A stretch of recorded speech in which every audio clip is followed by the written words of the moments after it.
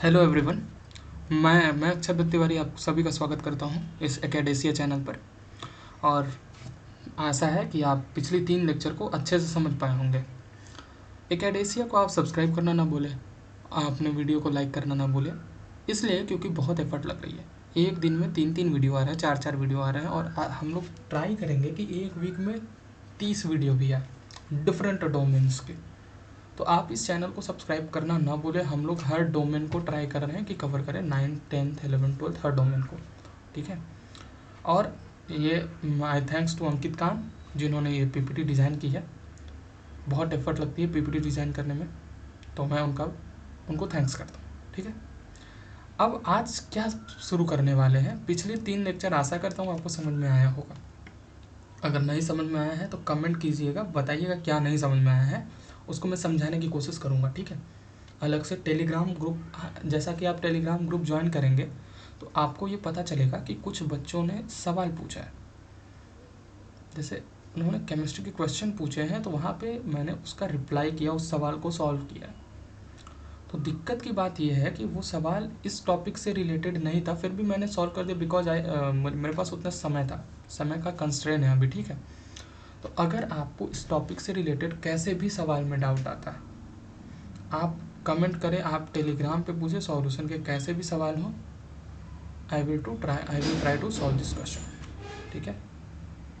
Definition of vapour pressure हम पहले discuss करेंगे। Vapour pressure of liquid solution क्या होता है। वेपर प्रेशर, नाम से पता चल रहा है कि वेपर की प्रेशर के बारे में बात हो रही है। क्या पता चल रहा है? वेपर की प्रेशर के बारे में बात हो रही है, लेकिन ये किसी स्पेसिफिक स्टेट में बात होती है, किसी स्पेसिफिक स्टेट में बात होती है। वो क्या डिफाइन किया गया है कि the partial pressure of vapours in equilibrium with pure solid. कैसा सॉलिड? प्योर सॉलिड और pure liquid at a given temperature. Example समझ में आएगा तुमको।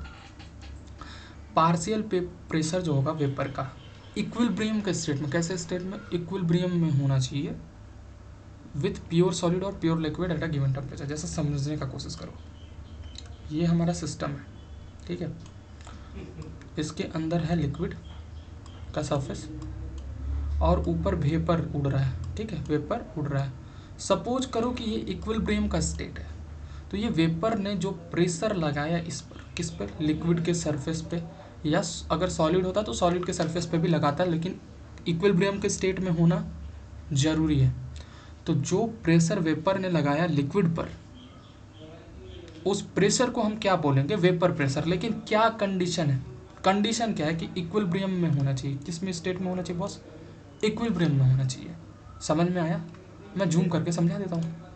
क्या बताया मैं कि partial pressure of vapours in equilibrium with pure solid और pure liquid at a given temperature. Partial pressure जो वेपर लगाएगा इक्विलिब्रियम के स्टेज में विद अ प्योर सॉलिड और pure liquid at a given temperature, किसी भी टेम्परेचर पर अगर प्योर सॉलिड और प्योर लिक्विड पे जो पार्शियल प्रेशर वेपर के द्वारा लगाया जा रहा है, लेकिन स्टेट कैसा होना चाहिए? इक्विलिब्रियम। मैंने क्या एग्जांपल दिया यहाँ पर कि एक बकेट है भाई साहब, इसमें लिक्विड का सरफेस है और इसको मान लो मैंने हीट करा तो वेपर बन रहा है, वेपर बन रहा है और इक्विलिब्रियम स्टेज में है। तो जो वेपर अगर प्रेशर लगा रहा है लिक्विड के सरफेस पे, वही प्रेशर क्या होगा?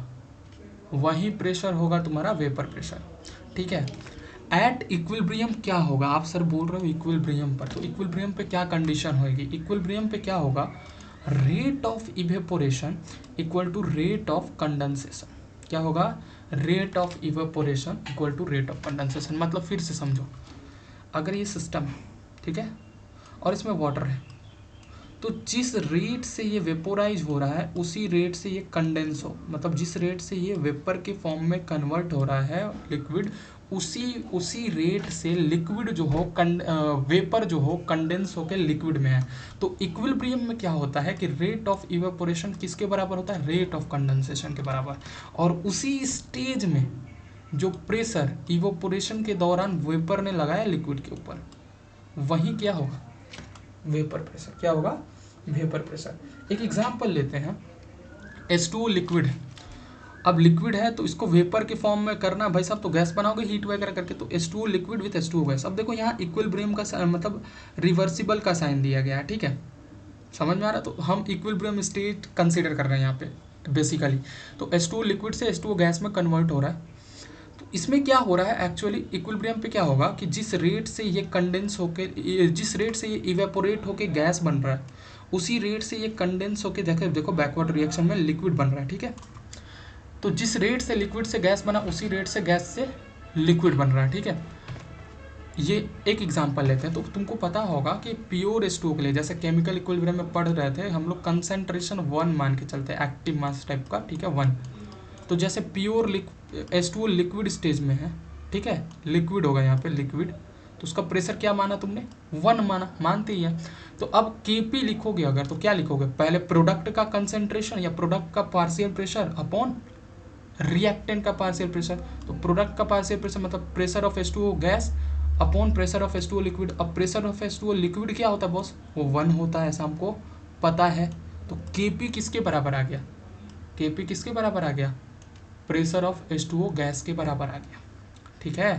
किसके बराबर आ गया, Kp pressure of H2O gas. और ये प्रेशर क्या है, यही तो वेपर प्रेशर है, यही तो क्या है, वेपर प्रेशर है। ध्यान समझ, प्रेशर ऑफ H2O गैस है, गैस क्या होता है, वेपर, और जो वेपर ने प्रेशर लगाया लिक्विड पे, यही तो है वेपर प्रेशर। क्लियर है बात, मैं फिर से समझा देता हूँ। वेपर प्रेशर क्या होता था, पार्शियल प्रेशर जो वेपर लगाता था लिक्विड और सॉलिड के सरफेस में, लेकिन वो इक्विलिब्रियम स्टेट में होना चाहिए। अच्छा सर, इक्विलिब्रियम का मतलब रेट ऑफ इवेपोरेशन बराबर रेट ऑफ कंडेंसेशन। जिस रेट से लिक्विड इवेपोरेट करके वेपर में बन रहा है, उसी रेट से वेपर कंडेंस करके लिक्विड में बनना चाहिए। और उस टाइम जो वेपर प्रेशर लगाएगा लिक्विड के सरफेस पे या सॉलिड के सरफेस पे, वही प्रेशर क्या होता था, वेपर प्रेशर। और हमने एक एग्जांपल लिया कि जैसे H2O लिक्विड से अगर गैस में कन्वर्ट हो रहा है और साइमल्टेनियसली गैस भी लिक्विड में कन्वर्ट कर रहा है, इक्विलिब्रियम स्टेज पे क्या होगा कि rate of evaporation equal to rate of condensation. तो हमें Kp का एक्सप्रेशन लिखना है, किसका लिखना है, इक्विलिब्रियम में किसका लिखते हैं एक्सप्रेशन, इक्विलिब्रियम कांस्टेंट का लिखते हैं, ठीक है ना। तो Kp क्या होगा, partial pressure of H2O gas upon partial pressure of H2O liquid. तो partial pressure of H2O liquid क्या कंसीडर करते हैं, लिक्विड और सॉलिड का 1 कंसीडर करते हैं। क्या कंसीडर करते हैं, 1 कंसीडर करते हैं, क्योंकि प्रेशर का कोई सिग्निफिकेंट इफेक्ट नहीं होता उनके ऊपर, ठीक है। तो Kp किसके बराबर आ गया, partial pressure of H2O gas, और यही प्रेशर क्या था बॉस, वेपर प्रेशर। तो ध्यान से समझना एक चीज को, क्या हम कह सकते हैं कि वेपर प्रेशर जो है एक तरह का इक्विलिब्रियम कांस्टेंट है। क्या है बॉस, इक्विलिब्रियम कांस्टेंट है। नहीं कह सकते हैं, कह तो सकते हैं ना, देख लिए ना कैसे। Kp किसके बराबर आ गया, partial pressure of H2O gas के बराबर आ गया।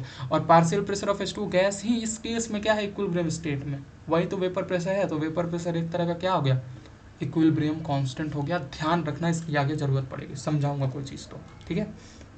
अब देखो, लिक्विड से वेपर बन रहा है, तो वही तो किए, H2O लिक्विड से H2O वेपर बनाए थे। तो वेपर प्रेशर क्या था, इक्विलिब्रियम कांस्टेंट। भाई साहब तुमने, मैं तो बता दिया ना क्या है, इक्विलिब्रियम कांस्टेंट मैंने प्रूव कर दिया। तो अब तुमने पढ़ रखा है कि इक्विलिब्रियम कांस्टेंट सिर्फ और सिर्फ टेम्परेचर पे डिपेंड करता है और नेचर ऑफ लिक्विड पे डिपेंड करता है। किस पे डिपेंड करता है बॉस, टेम्परेचर पे डिपेंड करता है और नेचर ऑफ लिक्विड पे, इक्विलिब्रियम कांस्टेंट। तो इसलिए वेपर प्रेशर भी किस पे डिपेंड करेगा, दो ही चीज़ों पे डिपेंड करेगा, नेचर ऑफ लिक्विड पर और टेम्परेचर ऑफ लिक्विड पर, उसी पे डिपेंड करेगा। ध्यान रख लेना, क्योंकि इक्विलिब्रियम कांस्टेंट किसी भी चीज़ पे डिपेंड नहीं करता except temperature and nature of the liquid. Clear है बात। अब थोड़ा सा कुछ इंपॉर्टेंट पॉइंट है थ्योरेटिकल, जो थोड़ा समझना पड़ेगा, दिमाग लगाना पड़ेगा, ठीक है।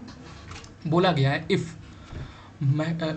थोड़ा सा हाइलाइटर ले लेता हूँ, if magnitude of intermolecular forces in the liquid is smaller than we observe high vapour pressure, magnitude of intermolecular forces in the liquid is smaller than we observe high vapour pressure. अब सुनना, intermolecular force क्या होता है boss, जिस force से liquid आपस में held होंगे, ठीक है। खुद सोचने की बात है दोस्त, ड्रॉ करता हूँ केस। अब देख, इसके अंदर क्या है, लिक्विड भरा पड़ा है, ठीक है, और ये हाईली हेल्ड है, तो तुमको हीट ज़्यादा देना पड़ेगा, तभी तो ये इवेपोरेट होगा। अगर टाइटली है, अच्छी बॉन्डिंग है, तो उसको उड़ाने के लिए, उसको वेपराइज करने के लिए तुम्हें हीट ज़्यादा देना पड़ेगा। तो अगर इंटरमॉलिक्यूलर फोर्स ज़्यादा है, तो वेपर प्रेशर कम होगा, क्योंकि इवेपोरेट कर उतना नहीं होगा। अगर इंटरमॉलिक्यूलर फोर्स कम है अगर मान लो इसमें बहुत लूजली बाउंड है तो जितना ज़्यादा हीट करोगे हल्के हीट पे ही वेपोराइज हो जाएगा, और वेपोराइज ज़्यादा होगा तो वेपर प्रेशर भी क्या हो जाएगा, ज़्यादा हो जाएगा। तो magnitude of intermolecular forces in the liquid is smaller than we observe high vapour pressure. क्या ऑब्जर्व करते हैं, high vapour pressure, because loosely held molecules escape move easily into vapour phase, high. ठीक है, अब बॉइलिंग पॉइंट क्या होता है, boiling point, ठीक है, इतना समझ में आया कि नहीं आया, आ गया होगा।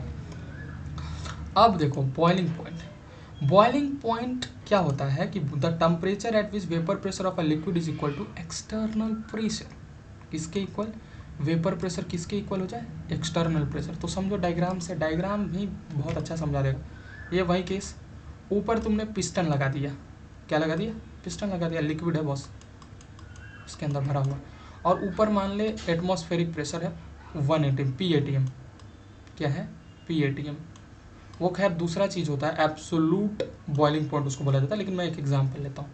हीट किया, वेपराइज हुआ, क्या इस पर प्रेशर लगेगा, अगर ये प्रेशर इस एक्सटर्नल प्रेशर जो कि यहाँ पर PATM है उसके बराबर हो गया ना, तो वो उसका क्या होगा, बॉइलिंग पॉइंट। और अगर ये PATM के बराबर हो गया, एटमॉस्फेरिक प्रेशर के बराबर हो गया, तो वो होता है एब्सोलूट बॉइलिंग पॉइंट। क्या होता है, एब्सोलूट, यहाँ पे डिफाइन नहीं किया हूँ, बॉइलिंग पॉइंट।